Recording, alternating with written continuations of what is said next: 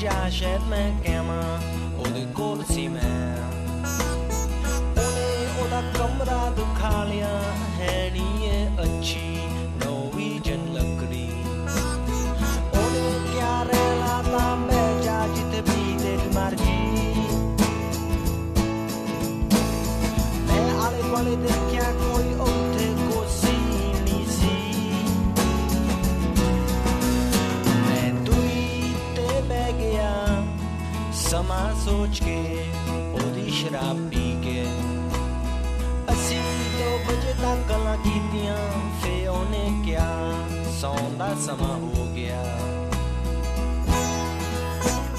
Ramón Lobo, buenos días. Buenos días, ¿qué tal? ¿Qué tal el regreso de Nueva York? Porque la estancia fue un poco ajetreada, ¿no? Con ese medio catarro que cogiste. Sí, pero la estancia fue magnífica porque ha sido un viaje muy, muy distinto a otros. No he sido turista, he sido casi una persona que vivía en Nueva York, pero sin trabajar. Tú vas diciendo por ahí que ya has vivido en Nueva York ahora. Bueno, sí, he vivido 15 días. Por la patilla, hay que decirlo. Sí, Antonio quería que me quedara más y dijo, no, es mejor no abusar.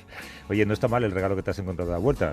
La primera edición, supongo, calentito todavía, del libro que sale, que no sé muy bien cuándo sale tu libro. El miércoles, creo, a partir del miércoles están los kioscos, vamos, en las librerías. Es muy curioso y dice mucho de ti, Ramón, que el nombre del autor sea más grande que el título del libro. Sí, esto es culpa de... Me acabo de dar cuenta, por cierto. Sí, bueno, has tardado. Esto es culpa de la editorial. Yo quería que fuera al revés, pero bueno, ellos quieren potenciar, es una colección que inicia ahora, quieren potenciar los nombres. Luego viene Javier Reverte, que Javier Reverte sí, porque Javier Reverte vende, pero yo no vendo nada. Yo ya te digo que he hecho una cosa de menos en el libro, un índice onomástico, porque quiero saber pronto qué barbaridades dices de determinadas personas. Fue una idea, pero yo pienso mejor que la gente se lea el libro. Bueno, ¿empezamos? Venga.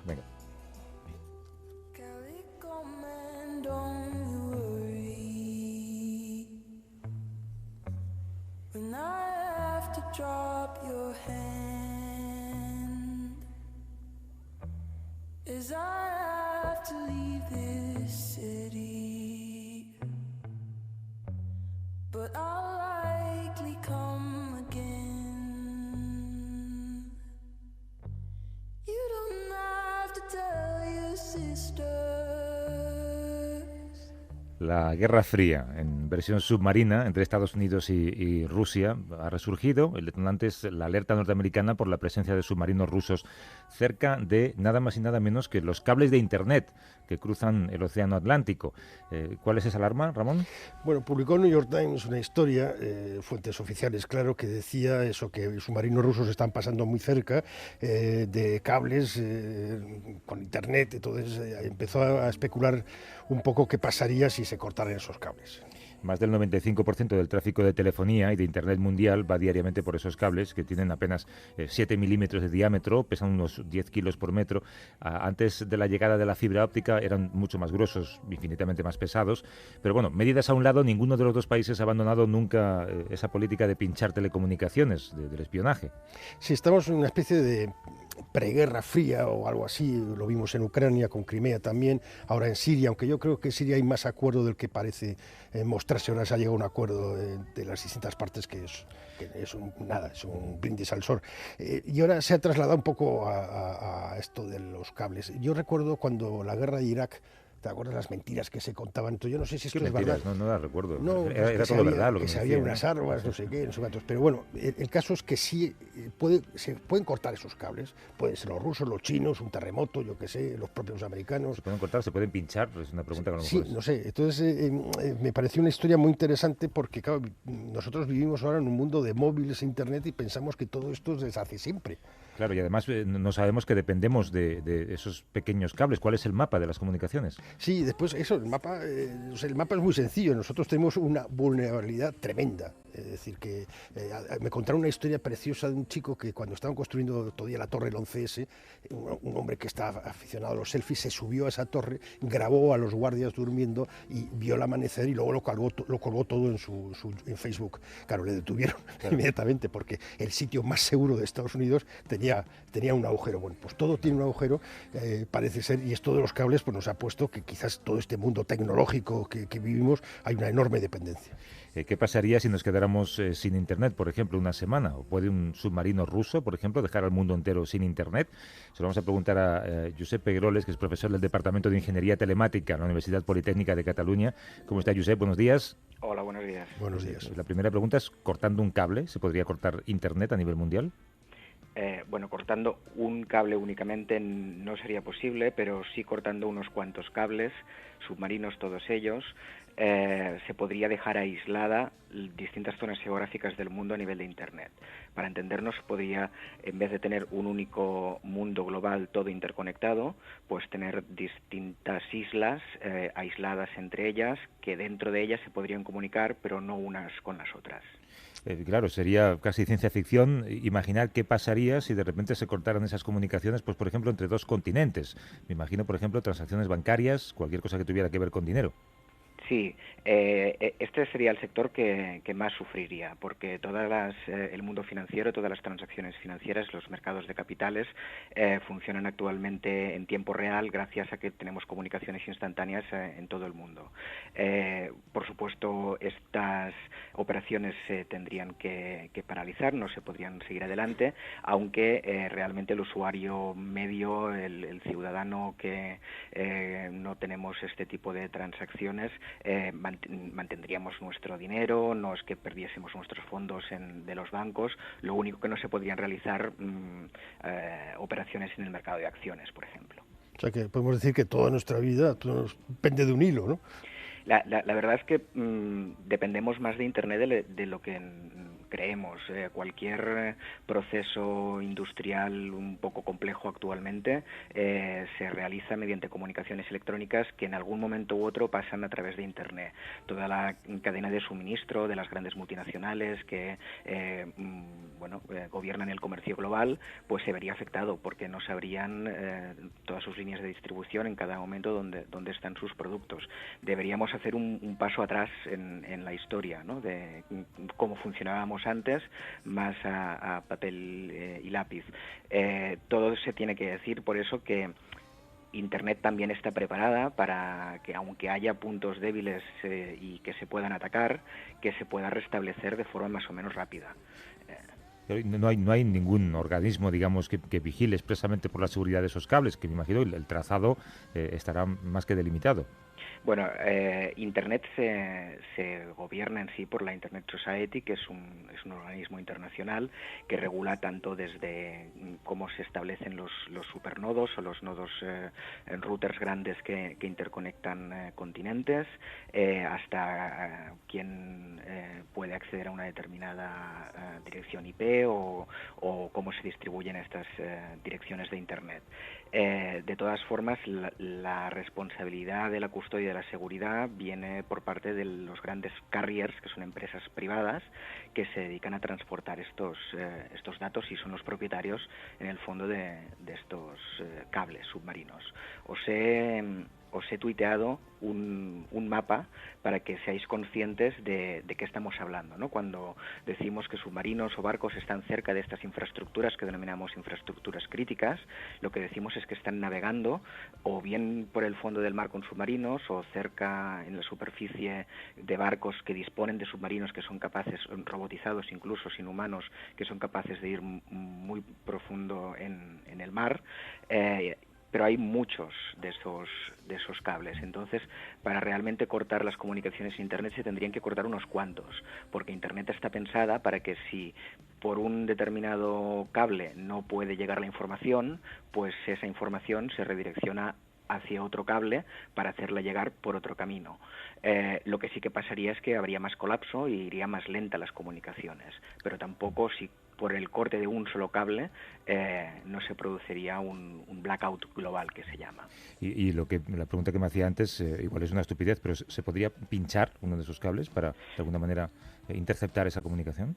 Sí, es mucho más difícil ahora con las comunicaciones por fibra óptica que cuando las comunicaciones eran radioeléctricas. Tú antes bien has comentado que antes los cables eran mucho más pesados, eran de cobre o eran metálicos, y entonces ahí sí que se podía podían producir fugas, ¿no? Ahora para pinchar un cable de fibra óptica se tendría que cortar y volver a empalmar y eso es mucho más difícil porque las comunicaciones van por luz. De todas formas, lo que yo creo que intentan con esa especie de previa Guerra Fría es controlar lo que eso se denomina infraestructuras críticas, ¿no? De hecho, que es una amenaza, es decir, todo depende del mundo de las comunicaciones, pues si en algún momento se cortan, voy a produciros un dolor de cabeza grande. Claro, claro. Josep Pegueroles, profesor del Departamento de Ingeniería Telemática en la Universidad Politécnica de Cataluña. Retuiteamos ahora desde la cuenta de Vivir ese mapa que has puesto en las redes sociales. Gracias, Josep. Un abrazo. Muy bien, muchas gracias. Hasta luego.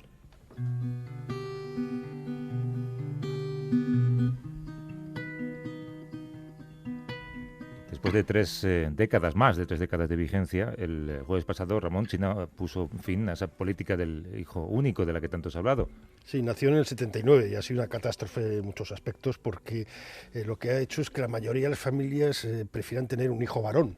Entonces ahora hay un problema, que hay una preeminencia de varones sobre mujeres y se ha creado una especie de nueva cultura favorable a los varones. De todos modos, desde finales de 2013, las autoridades ya empezaron a permitir que las parejas tuvieran dos vástagos cuando uno de los cónyuges era a su vez hijo único, ¿no? Sí, pero fíjate, uno de los efectos negativos que ha tenido es la falta de mujeres. En Claro. China hay un problema ahora de mujeres. Hay demasiados hombres respecto a las mujeres. En el mundo hay más o menos un 50,34% de chicos frente a un 49,66%. En cambio, en China hay 117 chicos por cada 100 chicas. Y uno de los profesores, un profesor de economía, proponía que se permitiera el matrimonio múltiple, o sea, que una mujer se pudiera casar con varios hombres. Y quizás esto, que ha ayudado a la economía china, pero ahora mismo perjudica a la economía china, la falta de mujeres, ha llevado a la supresión de esta política. A cambio ha mejorado la renta per cápita, pero de manera artificialmente perversa, ¿no? Las consecuencias negativas han sido muchas, además tienen muy difícil solución. Hablamos con Macarena Vidal, que es corresponsal del País en China. ¿Cómo estás, Macarena? Buenos días. Buenos días. Hola, buenos días, Javier. ¿Crees que es un cambio que llega demasiado tarde, que ha producido un envejecimiento del que ya no hay vuelta atrás? Pues posiblemente sí, llegue ya demasiado tarde. Bueno, las estadísticas apuntan a que ya cada vez está bajando la población en edad laboral, que en China para las mujeres acaba a los 60 años, para los hombres llega hasta los 65. Pero bueno, ya cada año está bajando en cerca de 3-4 millones de personas y bueno, pues incluso si se produjera un boom natalicio a partir de mañana, que bueno, pues está por ver, los efectos no se notarían hasta más allá de 2030, ¿no?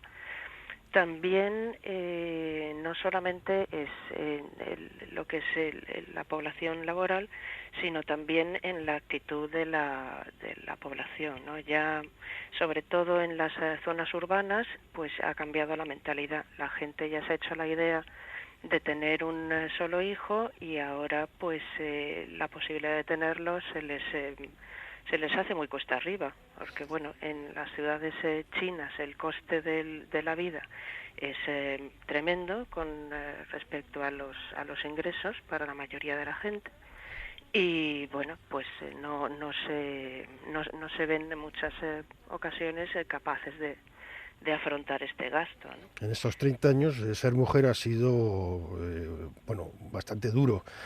¿Cómo se va a conseguir cambiar ahora la mentalidad de la sociedad, que de alguna forma se ha hecho más machista, porque la mujer casi se ha visto como un elemento secundario, ¿no? Casi una molestia? Bueno, ha habido las dos cosas. Por un lado, el hecho de poder tener solamente un hijo ha cambiado un poco la mentalidad, sobre todo en las clases medias, que sean, si lo que viene es una chica, pues desde luego lo que no van a hacer va a ser no potenciarla, ¿no?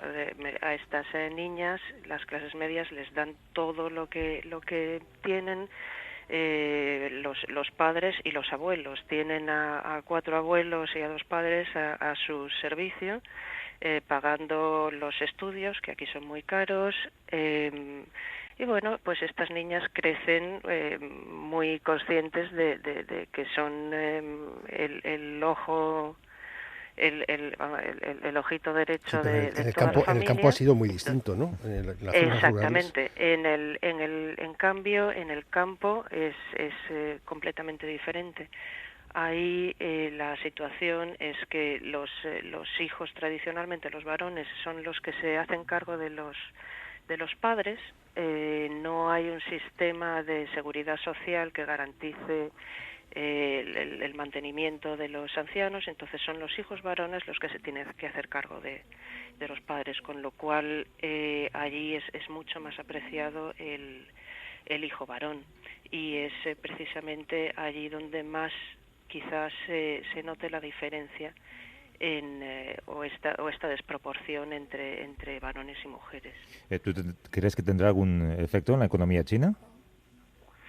Pues allá empieza a haber cálculos. Hay un profesor de la Universidad de Pekín, Liang Zhenzhen, que calcula que él calcula que habrá 2,5 millones de nacimientos por año adicionales, y que esto supondrá pues cerca de 12.000 millones de euros en la economía china. Bueno, pues dependerá, como decía antes, un poco del impacto de si la gente finalmente se anima a tener hijos o no. Quizá 2,5 millones de nuevos nacimientos sea un poco optimista, pero en cualquier caso la idea es crear una nueva generación de consumidores, y de consumidores dispuestos a invertir en lo que China quiere que sea la nueva base de su economía. China está cambiando ahora su modelo económico, como sabéis. Quiere pasar de ser la fábrica del mundo a basar más su economía en el consumo interno y a desarrollar la creatividad, la innovación. Entonces necesita consumidores que quieran invertir en este tipo de productos nuevos, productos innovadores, y claro, pues ahí es donde los jóvenes deben de desempeñar un papel importante. Macarena Vidal, corresponsal del País en China. Gracias, Macarena. Un beso. Muchas gracias. Igualmente. Hasta luego. Yo leí que para Apple, por ejemplo, China va a ser el mayor mercado de consumidores, creo que en cuestión de un par de años solamente. Un país en el que hace muy poquito no se vendían ni siquiera los iPhones, algo que fueran me ha llamado falsos, la atención, ¿no? que ha dicho Macarena, hablaba de consumidores. Fíjate lo que ha cambiado China. Ya no hay ciudadanos, solo hay consumidores. O trabajadores, son consumidores. Sí, o esclavos. Ya es un país como un país occidental, ¿no? Oye, ¿de qué estamos más atentos hoy? ¿De la encuesta del País que sitúa al PSOE como tercera fuerza política después de Ciudadanos, o de las elecciones en Turquía? Bueno, creo que hoy deberíamos hablar más de Turquía, que va a ser muy interesante porque se va a repetir el resultado, parece ser, según las encuestas, y esto va a crear problemas a Erdogan, que no va a poder llevar a cabo su política de islamización del país. A ver qué hace el partido procurdo, que es el que quedó cuarto, que ese ha sido el objeto de casi todos los problemas, y bueno, Erdogan está ahí jugando con fuego, también es muy peligrosa la situación. Vete a dormir, que me parece que el jet lag todavía te dura, Ramón. No creas. Un abrazo. Chao.